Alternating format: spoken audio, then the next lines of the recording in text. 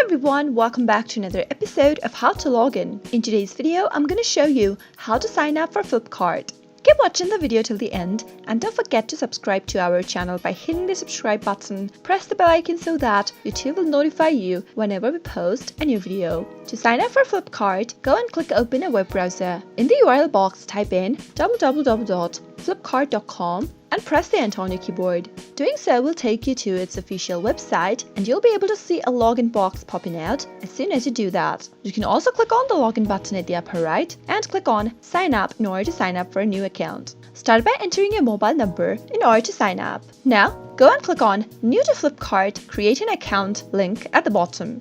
Now, enter a password in the text field, or you can request an OTP by clicking on Request OTP. Wait for the code to arrive in your mobile number. Once it does, type it in and click on Verify. Soon after you verify your phone number, you'll be able to create an account on FlipKart. I hope you found the video to be helpful. If you did, go ahead and give us a thumbs up. Comment down below in the comment box if you have a question or a feedback for us. I'll soon be back with more tutorial episodes. Goodbye till then.